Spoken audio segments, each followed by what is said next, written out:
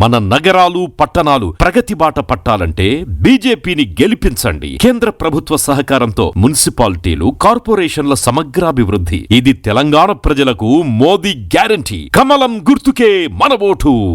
Save Telangana. Vote for BJP. Hello నమస్తే. AP మాజీ CM YCP అధినేత జగన్మోహన్ రెడ్డి భద్రత పట్ల ఆ పార్టీ ఆందోళన చెందుతోంది. వైఎస్ జగన్మోహన్ రెడ్డి భద్రత పట్ల ప్రభుత్వం నిర్లక్ష్యంగా ఉంటోంది అని వైఎస్ఆర్ కాంగ్రెస్ పార్టీ భావిస్తోంది. వైసీపీ అధినేత జగన్మోహన్ రెడ్డి ఇటీవల కొన్ని పరామర్శలకు, కొన్ని చోట్ల రైతులను పరామర్శించేందుకు వెళ్తున్న సందర్భంగా ఆంధ్రప్రదేశ్ పోలీసులు ఏర్పాటు చేసిన భద్రతలో లోపాలు కనిపించాయి. ఆయనకు కేటాయించిన ఎస్కార్ట్ వాహనంలోనూ, జామర్ వాహనంలోనూ ఇబ్బందులు రావడం, ఆ వాహనాలు రోడ్డుపైనే ఆగిపోయిన పరిస్థితి రావడం కూడా గతంలో చూసాం. అంతేకాదు, ఆయన వెళ్తున్న దారిలో పోలీసు బందోబస్తు కూడా సరిగా ఇవ్వట్లేదు అని వైఎస్ఆర్ కాంగ్రెస్ పార్టీ ఆరోపిస్తోంది. రూట్కు సంబంధించి కూడా అభ్యంతరాలను వ్యక్తం చేస్తోంది. ఇటీవల ఇబ్రహీంపట్నంలో మాజీ మంత్రి జోగి రమేష్ ఇంటిపైన తెలుగుదేశం పార్టీ కార్యకర్తలు దాడి చేసిన నేపథ్యంలో జోగి రమేష్ ఇంటికి జగన్మోహన్ రెడ్డి వెళ్ళారు. జోగి రమేష్ ఇంటికి వెళ్ళడానికి సంబంధించిన రూట్ని మామూలుగా 15-16 కిలోమీటర్లో ఆయన ఇంటికి చేరుకోవడానికి సంబంధించిన అవకాశం ఉంటే రకరకాల మార్గాల ద్వారా తిప్పి దాదాపు మరొక 10-15 కిలోమీటర్లు ఎక్కువ ట్రావెల్ చేయాల్సిన పరిస్థితిని ప్రభుత్వం కల్పించింది. అది కూడా చివరి నిమిషంలో ప్రభుత్వం రూట్ మ్యాప్నిచ్చింది. ఆ రూట్ మ్యాప్ ప్రకారం, ప్రభుత్వం ఇచ్చిన రూట్ మ్యాప్ ప్రకారమే జగన్మోహన్ రెడ్డి అక్కడికి వెళ్లాల్సి వచ్చింది. సో సడన్గా రూట్ మార్చేశారు. అక్కడికి వెళ్ళిన తర్వాత వెళ్ళిన దారిలో కాకుండా మళ్ళీ రిటర్న్లో ఇంకొక మార్గాన్ని ఇచ్చారు. ఆ రిటర్న్లో జగన్మోహన్ రెడ్డి జోగి రమేష్ ఇంటి దగ్గర నుంచి వెనక్కి వచ్చే మార్గానికి సంబంధించిన సమాచారాన్ని కూడా వైసీపీ నాయకులకు ఆలస్యంగా ఇచ్చారు. ఎక్కువగా రష్ ఉండే, సాయంత్రం పూట ఎక్కువగా రద్దీ ఉండే ప్రాంతం నుంచి జగన్మోహన్ రెడ్డి రిటర్న్ వెళ్ళడానికి సంబంధించి పోలీసులు ఆదేశించారు. ఆ మార్గంలోనే వెళ్లాల్సి వచ్చింది. ఇవన్నీ చూస్తుంటే ఇంటెన్షనల్గానే పోలీసులు, లేకపోతే ఆంధ్రప్రదేశ్ రాష్ట్ర ప్రభుత్వం ఆ జగన్మోహన్ రెడ్డి భద్రత పట్ల నిర్లక్ష్యం వహిస్తుందా లాంటి ఒక ఇంప్రెషన్ కలుగుతోంది. గతంలో కూడా అనేక సందర్భాల్లో భద్రతా వైఫల్యాలు కనిపించాయి. చాలా పెద్ద ఎత్తున జనాలు జగన్మోహన్ రెడ్డి కాన్వాయ్ వరకు రావడం కూడా చూస్తున్నాం. కాన్వాయ్ని కదలనీయకుండా జనం అడ్డుపడిన సందర్భాలు చాలా చోట్ల చూస్తున్నాం. జగన్మోహన్ రెడ్డి కాన్వాయ్లో ఢీకొని ఓ వ్యక్తి తర్వాత మరణించడం కూడా చూసాం. అంతేకాదు, అనంతపురం వెళ్ళిన సందర్భంగా అనంతపురంలో హెలిప్యాడ్ వరకు కూడా జనాలంతా వచ్చేసి హెలిప్యాడ్ పైన దాడి చేసే పరిస్థితి. హెలిప్యాడ్ డ్యామేజ్ అయిపోయి అక్కడ నుంచి రిటర్న్లో ఆయన హెలికాప్టర్లో కాకుండా బై రోడ్ వెళ్లాల్సిన పరిస్థితి వచ్చింది. హెలికాప్టర్లో ఒక వీఐపీ దిగుతున్న సందర్భంగా ఉండే మినిమం ప్రోటోకాల్ని కూడా అక్కడ పోలీస్ అధికారులు పాటించలేదు అని వైఎస్ఆర్ కాంగ్రెస్ పార్టీ అప్పుడు ఆరోపించింది.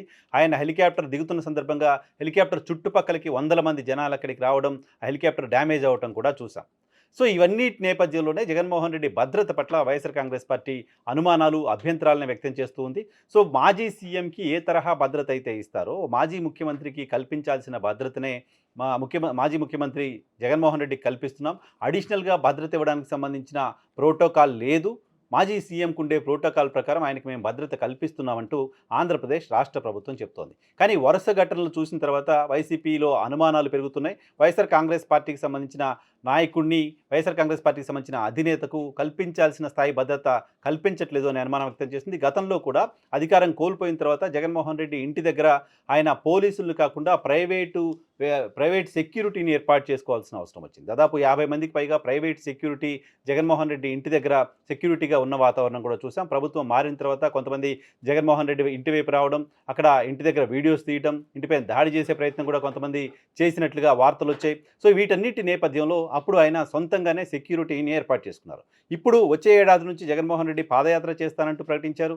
వచ్చే ఏడాది నుంచి దాదాపు 1.5-2 పాటు ప్రజల్లోనే ఉంటారని ప్రకటించారు. సో పాదయాత్ర కూడా చేయాల్సిన పరిస్థితి ఉంటే కంటిన్యూస్గా నెలల తరబడి ప్రజల్లోనే ఉండాల్సిన అవసరం ఉంటుంది. కాబట్టి భద్రతకు సంబంధించి మరింత ప్రమాదం ఉండే పరిస్థితి ఉంటుందని వైసీపీ అంచనా వేస్తుంది. ఈ నేపథ్యంలోనే జగన్మోహన్ రెడ్డికి తగినంత భద్రత కల్పించాలి అంటూ కేంద్ర హోంశాఖకు వైఎస్ఆర్ కాంగ్రెస్ పార్టీ ప్రధాన కార్యదర్శి ఎమ్మెల్సీ తలశీల రఘురాం లేఖ రాశారు. ఇప్పటివరకు వైఎస్ఆర్ కాంగ్రెస్ పార్టీ జగన్మోహన్ రెడ్డి భద్రత అంశానికి సంబంధించి మామూలుగా మాట్లాడుతూ వచ్చింది. ప్రెస్ కాన్ఫరెన్స్లో మాట్లాడుతూ వచ్చారు. గతంలో ఒకసారి గవర్నర్ను కూడా కలిసి జగన్మోహన్ రెడ్డి భద్రతకు సంబంధించిన అంశంపైన కంప్లైంట్ చేశారు. బట్ మార్పు మాత్రం లేదు అని భావిస్తోంది.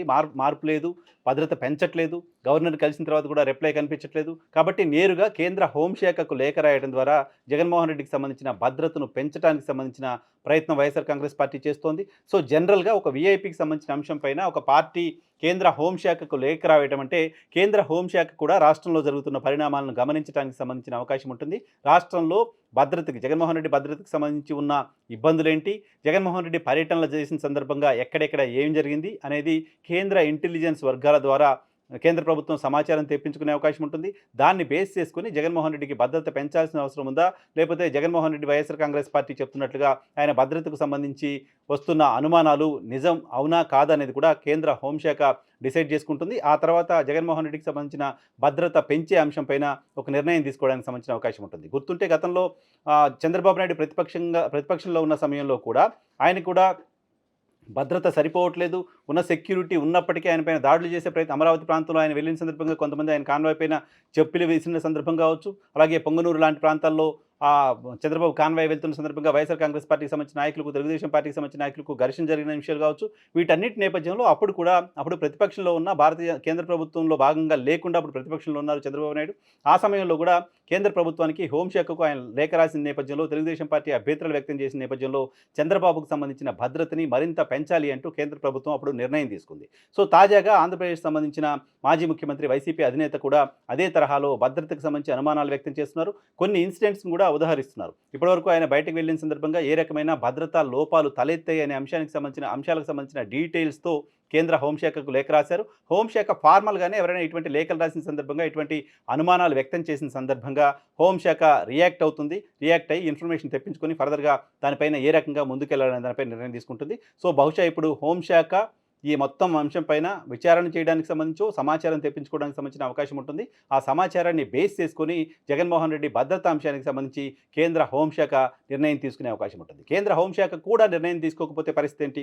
రాష్ట్ర ప్రభుత్వానికి, రాష్ట్ర గవర్నర్కి, రాష్ట్ర పోలీసులకి అనేక సందర్భాల్లో విజ్ఞప్తి చేసినప్పటికీ భద్రతలో మార్పు లేదు. ఇప్పుడు హోంశాఖకి లేఖ రాశారు. హోంశాఖ కూడా స్పందించకపోతే కోర్టుల ద్వారా వెళ్ళి భద్రతకు సంబంధించిన అంశంలో ఫైట్ చేయాల్సిన పరిస్థితి వైఎస్ఆర్ కాంగ్రెస్ పార్టీకి వస్తుంది.